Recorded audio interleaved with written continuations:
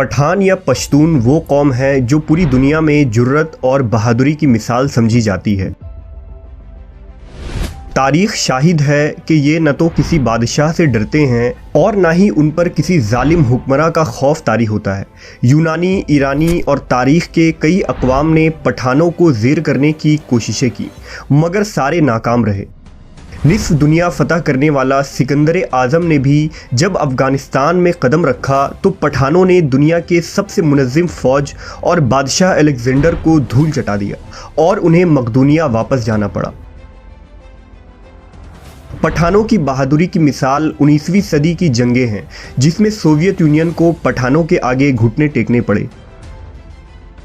ایک تازہ ترین مثال پچھلے دنوں امریکی فوج کی شکست ہے، جس میں دنیا کے سپر پاور کو ان پٹھانوں نے ایسا زیر کیا کہ جسے تاریخ میں ہمیشہ یاد رکھا جائے گا۔ آخر یہ پٹھان کون ہے؟ یہ کس نسل سے تعلق رکھتے ہیں؟ کیا پٹھان کسی نبی کی اولاد ہیں؟ ان کا اس قدر بہادر اور جرت مند ہونے کی وجہ کیا ہے؟ ان تمام سوالوں کے پیچھے کون سی دلچسپ تاریخ رقم ہے؟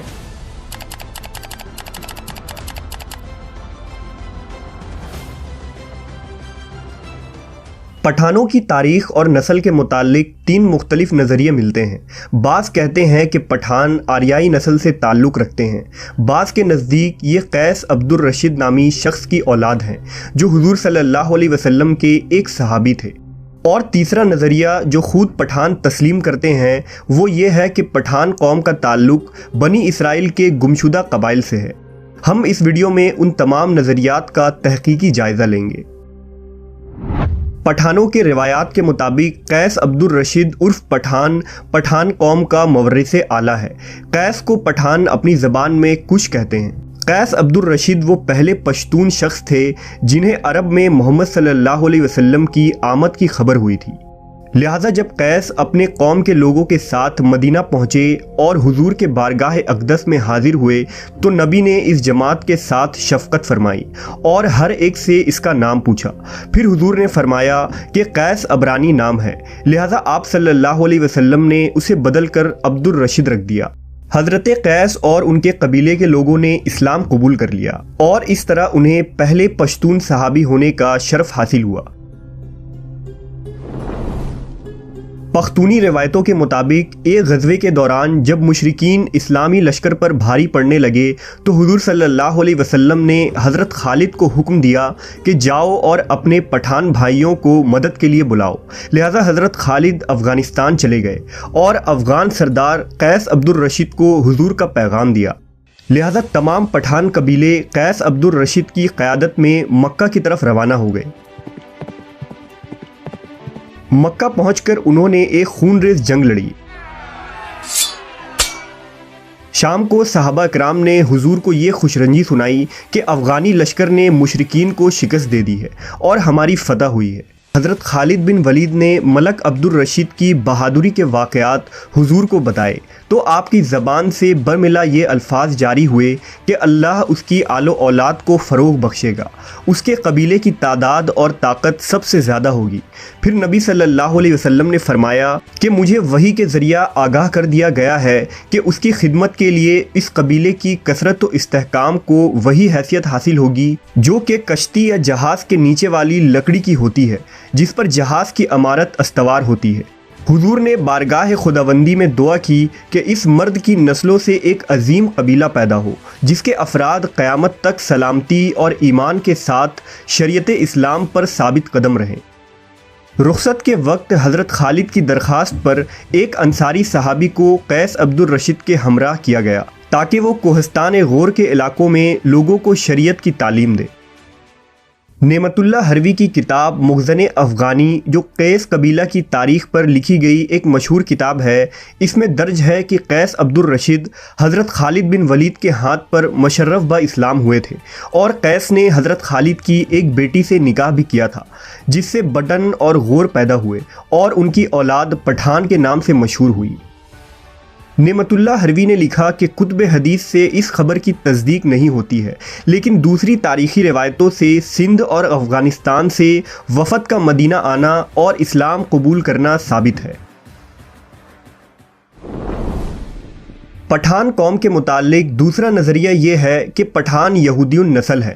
افغانی تاریخ داں اور بہت سے یہودی مورخین پٹھان قوم کا تعلق قبل از مسیح کے یہودی قبیلے سے جوڑتے ہیں، یعنی بنی اسرائیل کے وہ 12 قبیلے جو ارض فلسطین میں آباد تھے۔ دراصل حضرت یعقوب علیہ السلام کا لقب اسرائیل تھا، اس لیے ان کے اولادوں کو بنی اسرائیل کہا جاتا ہے۔ حضرت یعقوب کے 12 بیٹوں سے بنی اسرائیل کے 12 قبیلوں کی بنیاد پڑی، جن میں آل یہود، آل لاوی اور آل روبن وغیرہ معزز قبیلے تھے۔ خدا نے آل یہود میں حضرت داؤد اور سلیمان علیہ السلام کو مبعوث فرمایا، جنہیں کتاب اور بادشاہت دونوں عطا کی گئی۔ حضرت سلیمان کے زمانے تک یہ 12 قبیلے یعنی بنی اسرائیل اجتماعی طور پر ایک مضبوط اور طاقتور قوم تھی، جن کا دارالخلافہ یروشلم شہر تھا۔ لیکن حضرت سلیمان کی وفات کے بعد جب آپ کا بیٹا رہبام تخت نشین ہوا تو بنی اسرائیل کے 10 قبیلوں نے اسے بادشاہ تسلیم کرنے سے انکار کر دیا۔ اس طرح بنی اسرائیل 2 ریاستوں میں بٹ گئی۔ مشرقی فلسطین میں بنی اسرائیل کے 10 باغی قبیلے نے سلطنت اسرائیل کی بنیاد رکھی، اور مغربی فلسطین میں بنی اسرائیل کے 2 قبیلے یعنی بنی لاوی اور بنی یہودا ربہام کے ماتحت رہے، جنہیں سلطنت یہودا کہا جاتا ہے۔ 800 قبل مسیح میں بابل کی اشوری فوج اسرائیل پر حملہ آور ہوئی اور ان کی حکومت کو تباہ و برباد کر دیا۔ اب صرف مغربی فلسطین میں آباد سلطنت یہودا باقی رہ گئی، اور وہاں بسے بنی اسرائیل یہودی قوم کے نام سے مشہور ہوئے۔ بنی اسرائیل کے بقیہ 10 قبیلے کے اکثر لوگ قتل کر دیے گئے، جبکہ کچھ قبیلے وہاں سے ہجرت کر کے دنیا کے مختلف حصوں میں جا بسے، جنہیں بنی اسرائیل کا گمشدہ قبیلہ یعنی دا لاسٹ ٹرائب آف بنی اسرائیل کہا جاتا ہے۔ یہ وہ ریوڑ تھے جو اپنے گروہ سے جدا ہو کر بھٹک گئے، اور تاریخ میں ان قبیلوں کا کوئی نام و نشان نہیں ملا۔ دراصل طویل تاریخ کو مختصر بیان کرنا مشکل کام ہے، لیکن امید ہے کہ آپ واقعات کو بخوبی سمجھ رہے ہوں گے۔ یہودی محققین کے مطابق جب سلطنت اسرائیل تباہ ہوئی تو بنی اسرائیل کے وہ گمشدہ قبیلے بھاگ کر ایران کے قریب غور کے پہاڑوں میں جا بسے، اور پھر یہاں سے دیگر خطوں میں پھیل گئے۔ سینکڑوں سالوں تک یہ لوگ یہاں سکونت پذیر رہے اور رفتہ رفتہ شریعت موسوی اور توریت کے تعلیمات کو بھول بیٹھے۔ البتہ انہوں نے اپنا خاندانی نسب اور سلسلہ یاد رکھا اور خود کو فخریہ قوم بنی اسرائیل اور یہودی النسل سے جوڑے رکھا۔ خود پٹھانوں کا یہ دعویٰ ہے کہ ان کے آباء و اجداد کا تعلق قدیم زمانے کے یہودیوں سے ہے، جبکہ افغانستان کے آخری بادشاہ ظاہر شاہ مرحوم خود یہ اقرار کرتے تھے کہ ان کا تعلق بنی اسرائیل کے بنیامین قبیلے سے ہے، اور وہ انہی بنی اسرائیل کے گمشدہ قبیلوں میں ایک ہیں جو بخت نصر کے حملے کی وجہ سے اپنے ریوڑوں سے بچھڑ گئے تھے۔ دنیا میں پٹھان ہی وہ واحد قوم ہے جس میں اسلام کے بغیر کوئی مذہب نہیں۔ اگر کسی پٹھان سے پوچھا جائے کہ آپ پہلے مسلمان ہیں یا پختون، تو جواب یہ ہوگا کہ میں 5000 سال سے پٹھان ہوں اور 1400 سال سے مسلمان ہوں۔ مشہور مورخ احسان اللہ عباسی نے اپنی تاریخ اسلام میں لکھا ہے کہ مدینہ کے یہودی ان افغانوں سے برابر خط و کتابت میں رہتے تھے، اور جب وہ لوگ مدینہ میں مسلمان ہوئے تو اپنا ایک شخص یہاں بھی دعوت اسلام کے لیے بھیجا تھا۔ اگر غور کیا جائے تو پٹھانوں کی بیشتر چیزیں بھی یہودیوں سے کافی ملتی جلتی ہیں۔ مثلا نسلی طور پر یہ دونوں اپنے آپ کو دنیا کی بہترین قوم تصور کرتے ہیں۔ یہ دونوں ہی مذہبی طور پر سخت ہوتے ہیں اور دونوں ہی سر پر ٹوپی یا پگڑی رکھتے ہیں۔ اس کے علاوہ بھی ان کے کئی رسم و رواج اور عادات و اطوار مشترک نظر آتے ہیں۔ پٹھانوں کے بارے میں انگریزوں اور بر صغیر کے کئی ریسرچر نے تحقیقی رپورٹ اور کتابیں لکھی ہیں۔